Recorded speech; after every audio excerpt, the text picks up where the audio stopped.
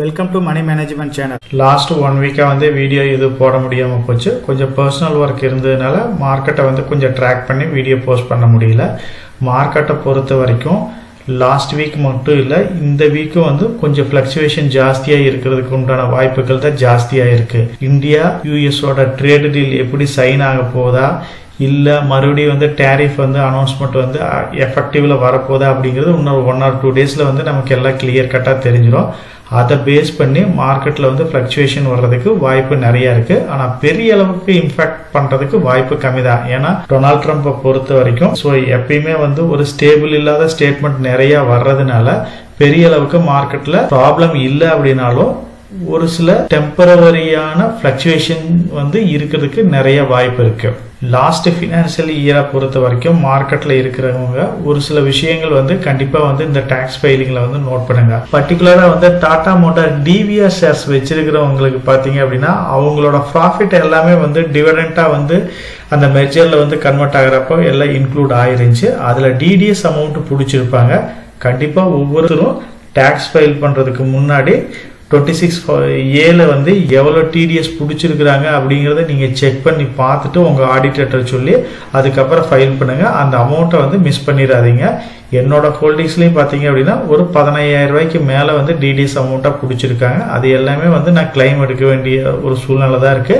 அதே மாதிரி உங்களோட ஹோல்டிங்ஸை பொறுத்த வரைக்கும் நீங்க எவ்வளவு அமௌண்ட் வந்து வச்சிருந்தீங்களோ அதுக்கு தகுந்த மாதிரி டிடிஎஸ் அமௌண்ட் பிடிச்சிருப்பாங்க. அதை வந்து நீங்க கிளைம் பண்ணுங்க. சப்போஸ் நீங்க எதுவுமே வந்து டாக்ஸ் ஃபைல் பண்ணலைன்னா கூட 26A எப்படி டவுன்லோட் பண்றது நீங்க வந்து ஆன்லைன்ல செக் பண்ணி பார்த்துட்டு அதுக்கப்புறம் வந்து உங்களோட இன்கம் டாக்ஸ் ஃபைல் பண்ணி அந்த டிடிஎஸ் அமௌண்ட்டை வந்து மறுபடியும் வந்து நீங்க வந்து கிளைம் பண்ணிக்கிங்க. ஏன்னா மேக்சிமம் கம்பெனிஸ் இப்ப டிவிடெண்ட் கொடுக்கறதுக்கு முன்னாடி ஒரு குறிப்பிட்ட அமௌண்ட் வந்து டிடிஎஸ் அமௌண்ட்டாவும் பிடிச்சிருக்காங்க. டாடா மோட்டார்ஸ் மட்டும் இல்ல, ஐடி கம்பெனிஸ் மேக்சிமம் கம்பெனிஸ் வந்து டிடிஎஸ் அமௌண்ட் பிடிச்சிருக்காங்க. அதனால உங்களோட டிடிஎஸ் அமௌண்ட் எவ்வளவு இருக்குங்கிறத கண்டிப்பா செக் பண்ணி பார்த்துட்டு அதுக்கப்புறம் ஃபைல் பண்ணுங்க. என்னோட ஹோல்டிங்ஸை பத்தி ஓப்பனா டீடைலாவே டிஸ்கஸ் பண்ணிருக்கிறோம். அதாவது என்னோட ஹோல்டிங்ஸ்ல என்னென்ன ஸ்டாக்ஸ் இருக்கு, என்னோட மியூச்சுவல் ஃபண்ட்ல என்னென்ன மியூச்சுவல் ஃபண்ட் வச்சிருக்கிறேன் அப்படிங்கறத பத்தி நம்ம டீடைலா டிஸ்கஸ் பண்ணிருக்கிறோம். என்னோட ஜேர்னி எப்படி இருந்துச்சு, ஒரு குறிப்பிட்ட டைம் பீரியட்ல என்னோட போர்ட்ஃபோலியோல வந்து எந்தெந்த அளவுக்கு பாசிட்டிவா இருக்கா நெகட்டிவா இருக்கா அப்படிங்கறத பத்தி கம்ப்ளீட்டா டீடைலா டிஸ்கஸ் பண்ணிருக்கிறோம். இன்னைக்கு வீடியோல இந்த ஃபைலிங் அப்பதான் எனக்கு ஒரு விஷயத்தை நோட் பண்ணேன். அதாவது இயர் பை இயர் என்னோட டிவிடெண்ட் இன்கம் வந்து என்னோட ஹோல்டிங்ஸ் எந்த அளவுக்கு இம்ப்ரூவ் ஆகிட்டே போகுது அந்த அளவுக்கு டிவிடெண்ட் இன்கமும் கண்டினியூஸா ரைஸ் ஆகிட்டே போகுது. அதை பத்தி தான் இந்த வீடியோல ஒரு சின்ன ஓவர்வியூ பார்க்க போறோம். மார்க்கெட்டை பொறுத்த வரைக்கும் 2020-21 ஸ்டார்ட் பண்ணியிருந்தாலுமே என்னோட ஹோல்டிங்ஸ் வந்து அப்ப பெரிய அளவுக்கு இல்லாம இருந்துச்சு. அது என்னோட இன்வெஸ்ட்மெண்ட் ஜேர்னி அந்த வீடியோவை செக் பண்ணீங்கன்னாவே தெரியும் எவ்வளவு ஹோல்டிங்ஸ் வச்சிருந்தா அதுக்கு எந்த அளவுக்கு இன்கம் வந்திருக்கு அப்படிங்கிறது உங்களுக்கு கிளியராகவே புரியும். 22-23 அப்படியே வந்து 12,000 ரூபாய்க்கு மேல மாறிச்சு. 23-24 பொறுத்த வரைக்கும் 40,000 ரூபாய்க்கு பக்கமா போனது. 23-24 70,000 ரூபாய்க்கு மேல போச்சு. லாஸ்ட் இயரை பொறுத்த வரைக்கும் பாத்தீங்க அப்படின்னா என்னோட டிவிடெண்ட் இன்கம் 2,36,670 ரூபாய்ன்ற லெவல்ல இருந்துச்சு. அதுதான் எனக்கு ஒரு பெரிய சர்ப்ரைஸா இருந்துச்சு.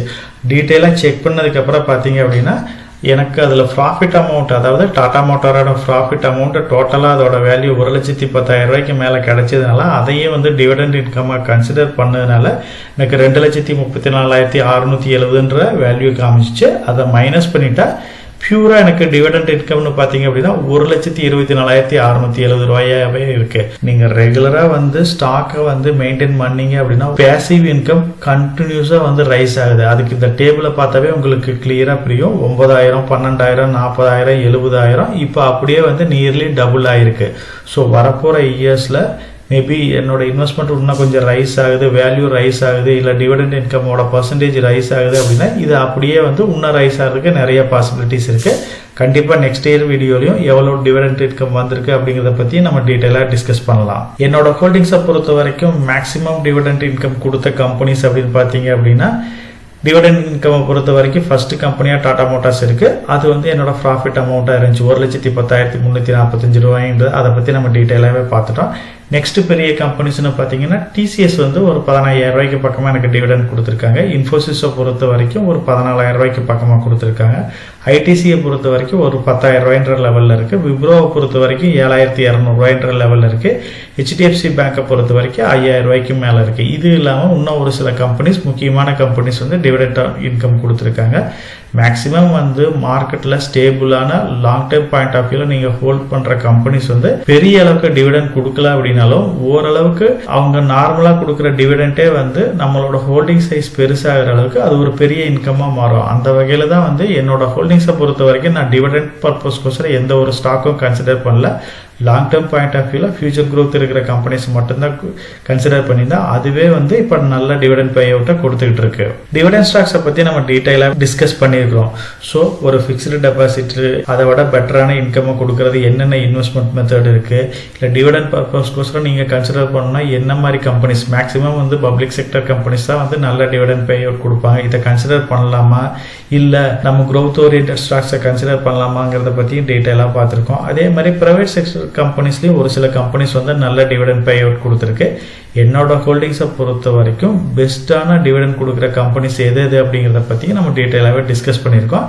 இப்போ நான் லிஸ்ட் அவுட் பண்ண கம்பெனிஸ் தான் வந்து மேக்ஸிமம் வந்து என்னோட ஹோல்டிங்ஸை பொறுத்த வரைக்கும் பெஸ்ட் டிவிடெண்ட் பேயிங் கம்பெனிஸாக இருக்குது. இந்த இயர் என்னோட டிவிடெண்ட் இன்கம் பெட்டரான ஒரு க்ரோத்தை கொடுத்துருக்கு. நியர்லி 90 லாஸ்ட் இயரை பொறுத்த வரைக்கும் அப்படியே டபுளுங்கிற லெவலுக்கு பக்கமாக வந்து என்னோட டிவிடெண்ட் இன்கம் வந்து ரைஸ் ஆகிருக்கு.